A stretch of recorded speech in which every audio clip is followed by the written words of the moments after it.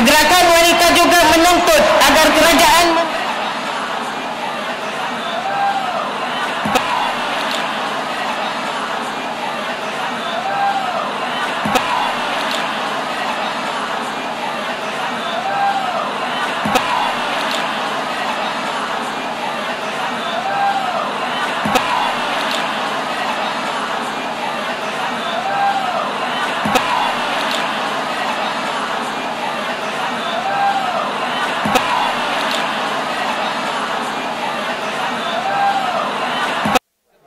agung untuk wanita, ya, untuk memperingatkan wanita bahawa apa yang telah dilakukan oleh Rafizi terhadap Ketua Wanita Tan Sri Sahizat Jalil sehingga beliau digugurkan daripada barisan kabinet, dan hari ini kita memperingatkan semua yang hadir di sini bahawa Rafizi ini adalah seorang pemfitnah, ya, pemfitnah yang telah pun dijatuhkan hukuman penjara selama 18 bulan. Jadi perkara ini bukan saya yang cipta, tetapi ianya adalah pengetahuan umum.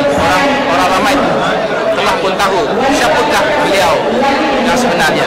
Dan hari ini saya sebagai seorang pemimpin daripada UMNO untuk memperingatkan kepada seluruh ahli UMNO siapakah Rafizi yang sebenarnya. Jadi sebab itulah saya mengungkap Rafizi yang tertulis pernyataan seperti yang dilihat ini.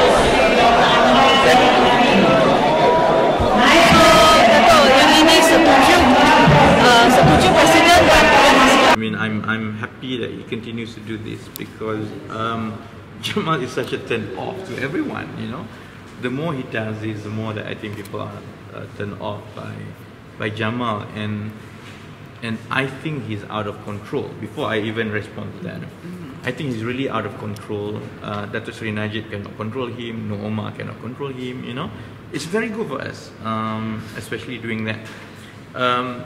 Of course, the whole thing is not correct, inaccurate. In fact, I can sue him for doing that if I want to, you know.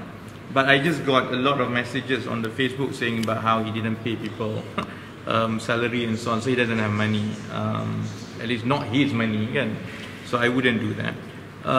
Because Datuk Sri Sharizat basically withdrew a suit against me which she filed in 2012. She filed a legal suit and she withdrew.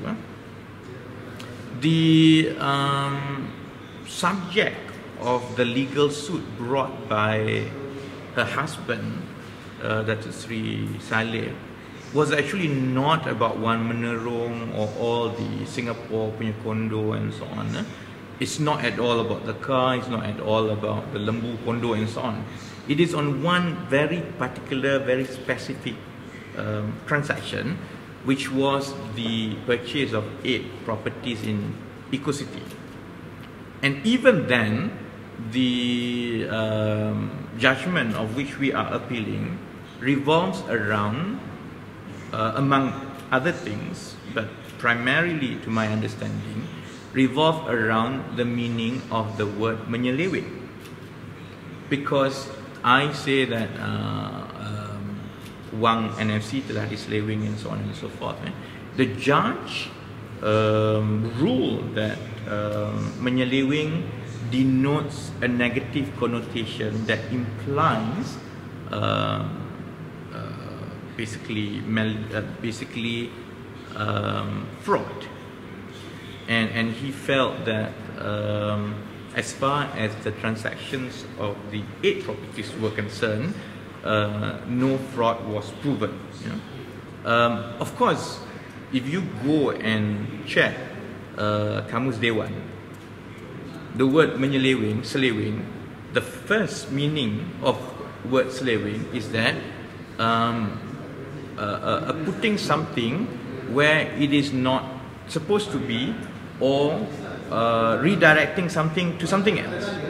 That was the meaning and the context of what I said in that statement. When I said that wang NFC telah diselewengkan, I meant that basically yang sepatutnya digunakan untuk lembu tetapi telah digunakan untuk beli property and so on and so forth. So it's actually revolved around that mostly, which of course is subject of the appeal, and I shouldn't comment much further than that, because let us take this through to court. Of course, we will challenge and we will present our case and interpretation that if the crux of the issue is slaving denotes fraud on Saleh's part for that particular transaction. So that means that up until today, nothing whatsoever shows that my revelations about NFC, by and large, how the money was used to buy one Menarong, to invest in Singapore, and to buy cars and lands, none of that were ever challenged by Datuk Sri Saleh and Shahrizad herself. I don't want to drag it any further, because I think the whole world knows. And perhaps what people don't really understand is why the legal suit brought by Datuk Sri Saleh was allowed in High Court, because not many people would have gone into the details to understand that it revolved around slaving, whether that's fraud or not. But beyond that, I think let Jamal does that. The more Jamal does that, I think the more people will give money to invoke out of hatred for Jamal. And it's good if we have 3 Jamal, 4 Jamal, 5 Jamal. I mean, my 500,000 investment will be the best investment, because it's obviously Najib is going to lose. I think this is the biggest joke, perhaps, since the NFC cow in the condo thing lah. And the fact that this is Pimpinan Agung UMNO and they cannot restrain him and discipline him is actually a sign of many problems that Najib will have to face in the future.